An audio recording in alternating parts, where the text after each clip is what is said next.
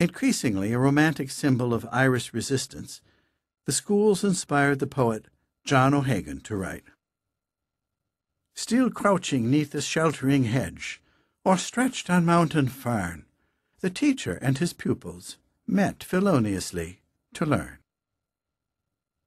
But if the British had failed in their goal to enforce religious conversion, they had, despite the heroic efforts of the hedge school teachers, successfully impaired the quality of education for generations of Irish. The resulting archetype of the stupid Irishman would have been more aptly identified as the ignorant Irishman, a direct legacy of the anti-Catholic policies of Cromwell and his successors. And in this way, my boyish conclusion was not off the mark. The so-called curse of the Irish was indeed the result of nurture, development in an environment of substandard educational opportunities, rather than nature, Irish genes. Today, of course, nobody, not even the most bigoted Englishman, can legitimately claim that the Irish aren't as smart as other people. Ireland's modern education system has more than undone the damage of the hedge school era. The Irish population is today one of the best educated on the planet. My youthful reasoning on the subject, however absurdly misinformed, nevertheless taught me a very valuable lesson: the danger of assuming that genes are responsible for differences we see among individuals or groups. We can err mightily unless we can be confident that environmental factors have not played the more decisive role. This tendency to prefer explanations grounded in nurture over ones rooted in nature has served a useful social purpose in redressing generations of bigotry. Unfortunately, we have now cultivated too much of a good thing. The current epidemic of political correctness has delivered us to a moment when even the possibility of a genetic basis for difference is a hot potato. There's a fundamentally dishonest resistance to admitting the role our genes almost surely play in setting one individual apart from another. Science and politics are to a degree inseparable. The connection is obvious in countries like the United States, where a considerable proportion of the scientific research budget depends on the appropriations of the democratically elected government. But politics intrudes upon the pursuit of knowledge in more subtle ways as well. The scientific agenda reflects society's preoccupations, and all too often social and political considerations end up outweighing purely scientific ones. The rise of eugenics, a response on the part of some geneticists to prevailing social concerns of the era, is a case in point. With the scientific basis weak to the point of vanishing, the movement progressed mainly as a pseudoscientific vehicle for the notably unscientific prejudices of men like Madison Grant and Harry Laughlin. Modern genetics has taken to heart the lessons of the eugenics experience. Scientists are typically careful to avoid questions with overtly political implications, and even those whose potential as political fodder is less clear.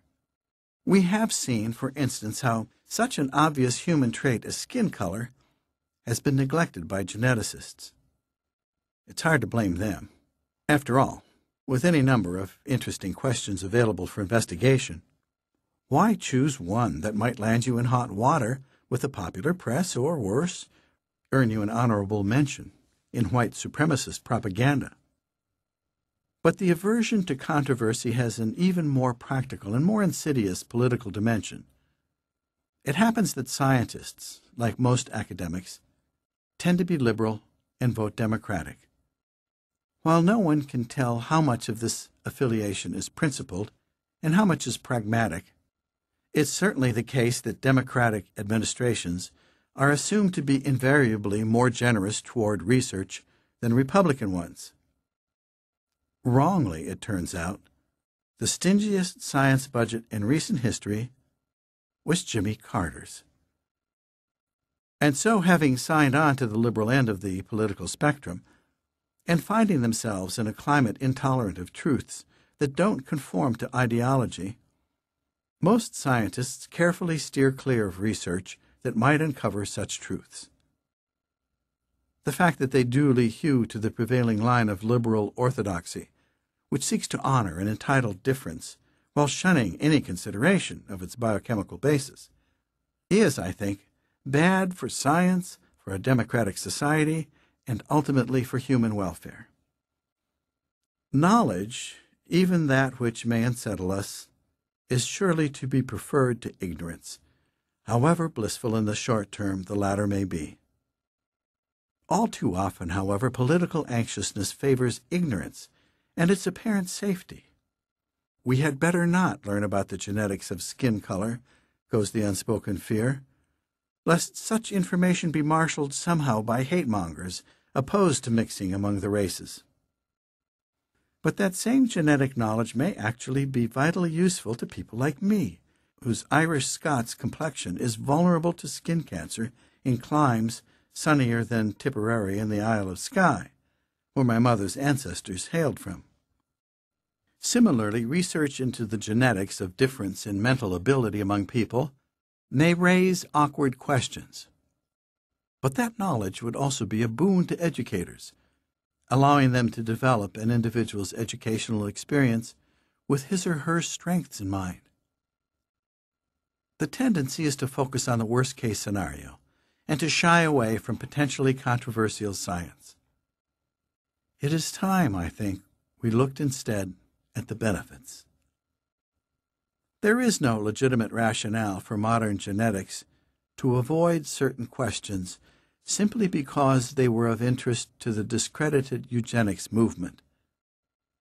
The critical difference is this: Davenport and his like simply had no scientific tools with which to uncover a genetic basis for any of the behavioral traits they studied.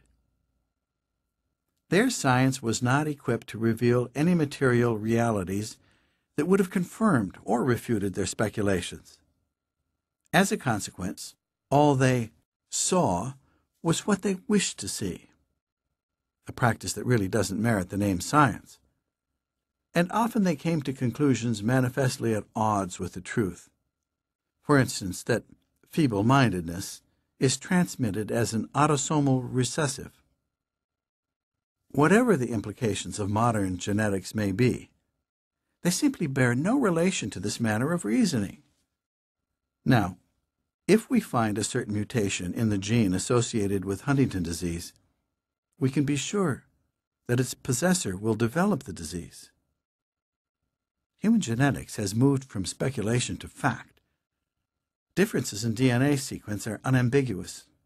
They're not open to interpretation. It is ironic that those who worry most about what unchecked genetics might reveal should lead the way in politicizing the field's most basic insights. Take, for example, the discovery that the history of our species implies that there are no major genetic differences among the groups traditionally distinguished as races.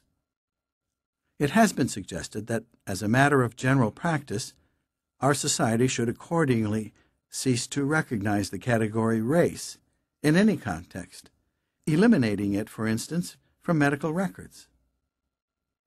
The theory here goes that the quality of treatment you receive in a hospital may vary depending on how you identify your ethnicity on the admission form. Racism can surely be found in the ranks of any profession, medicine included. But it's not altogether apparent how much protection your ethnic anonymity on the form will confer once you are face to face with a doctor who is a bigot.